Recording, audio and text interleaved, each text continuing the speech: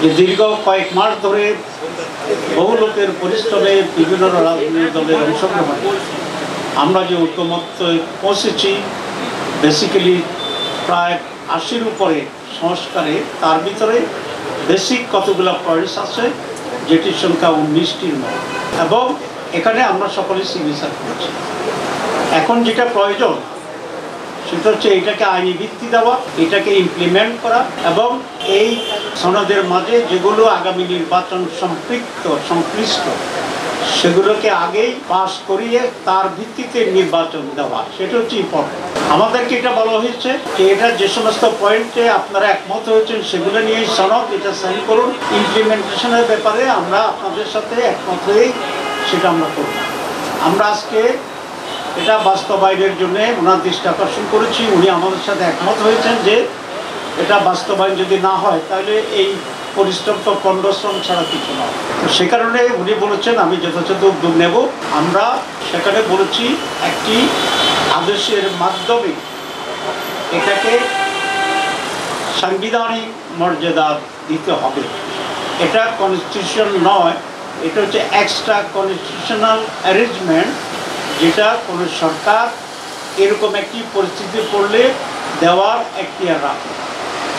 এবং উনি আমাদের সাথে একমত হয়েছেন যে একটা আদেশের মাধ্যমে এটা হবে।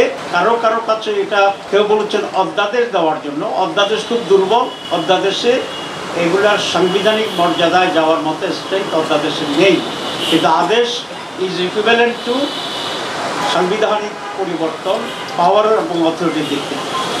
ইতিমধ্যে অনেক এক্সপার্ট কমিটি, ঐকমত্য কমিশন তৈরি করেছে, তারা বৈঠক করেছে। আমরা আমাদের এক্সপার্ট কমিটির সাথে বসেছি। আমাদের এক্সপার্ট কমিটি আবার ঐকমত্য কমিশনের এক্সপার্ট কমিটির সাথে বসছে। এখনও সেই বসা অব্যাহত আছে, এবং সকলেই এই পরামর্শ দিয়েছেন যে একটি আদেশের মাধ্যমেই এটাকে বৈধতা দিতে হবে, আর সেই আদেশের উপরেই গণভোট। আমরা এটা ক্লিয়ারলি বলে আসছি। উনি আমাদের কথায় কনভিন্সড হয়েছেন বলে আমাদের মনে হয়। আমরা আশা করছি সেদিকে যাব। ২ নম্বর, আমরা গণভোটের ব্যাপারে বলেছি। আপনারা জানেন গণভোটের ব্যাপারে বিএনপি কোনোভাবে রাজি হচ্ছিল না প্রথম দিকে। আমরা এটা জোর দিয়েছিলাম, কিন্তু শেষ পর্যন্ত বিএনপি গণভোটে রাজি হয়েছে। আমরা বিএনপিকে ধন্যবাদ জানাই। এখন তারপরেও তারা একটা জটিলতা তৈরি করার চেষ্টা করছে, সেটা হচ্ছে গণভোট এবং জাতীয় নির্বাচন একদিনই হতে হবে।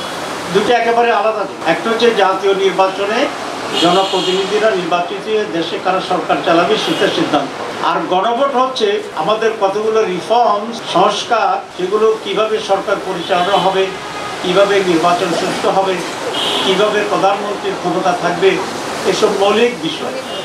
এটার সাথে এটা কোনো রিলেশন নেই। সেই জন্য আমরা বলেছি গণভোটের মাধ্যমে রিফর্মস কমিটি আলাদাভাবে এটাকে পাস করতে হবে। জনগণ যদি চায় রেফারেন্ডামে, জনগণ যদি হ্যাঁ বলে পাশ হয়ে গেল, জনগণ যদি না বলে পাশ হবে না, কারণ এটা জনগণই সর্বোচ্চ ক্ষমতার মান। আর যদি জনগণ হ্যাঁ বলে তাহলে সেটার ভিত্তিতেই নির্বাচনের সাথে সম্পৃক্ততা আছে, যেমন আপার হাউস। তো আপার হাউস ইলেকশন হবে। এখন যারা বলছেন একসাথে হবে, তাহলে আপার হাউস ইলেকশন কখন হবে? এটা যদি পাস হয়ে যায় সে একটা জটিলতা। তারা বলছেন যে লোয়ার হাউসের যে ভোট হবে সেই ভোটকে আমরা গণে আপার হাউসের লোক মানাবো।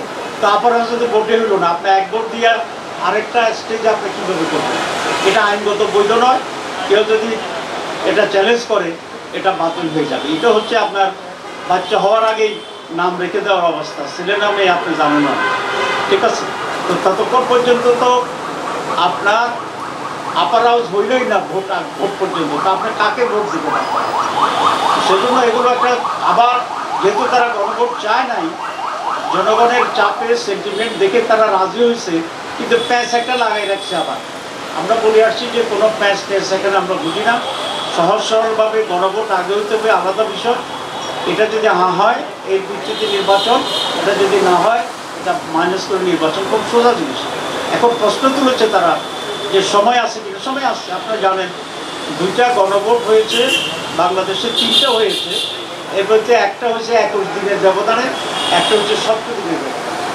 আমরা বলেছি নভেম্বরের লাস্টে গণভোট করেন, প্রায় 1 মাসের বেশি সময় আছে। তারপরে আরও 2.5 মাস থাকবে জাতীয় নির্বাচন।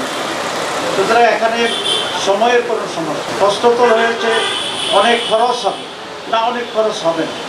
কারণ আমরা যে বাক্স কিনব দুইটা নির্বাচনের জন্য কিনব, আমরা যে মেশিনারিজ কিনব সব দুইটার জন্য কিনব। এখানে শুধু খালি ছোট একটা কাগজ আর যাতায়াত ভাড়া, এই কয়েকটি হবে। তো জাতীয় স্বার্থের জন্য যেভাবে কোটি কোটি টাকা আমরা নির্বাচন করি, কেউ যদি এটা বলে যে নির্বাচন দরকার নাই কারণ এখানে প্রায় 1000 কোটি টাকা খরচ হয়, তো এটা কি যুক্তিগ্রাহ্য হবে? হবে না। তো দেশের কল্যাণের জন্যে কিছু টাকা খরচ করে একটি সুষ্ঠুতার সাথে যদি আমরা জাতীয় নির্বাচনে যেতে পারি তাহলে এটা সবচেয়ে উত্তম। মানুষ বুঝলো যে সে কৃষির উপর ভোট দিচ্ছে, কোনটা কোনটা রিফর্মস হলো কোনটা হলো না।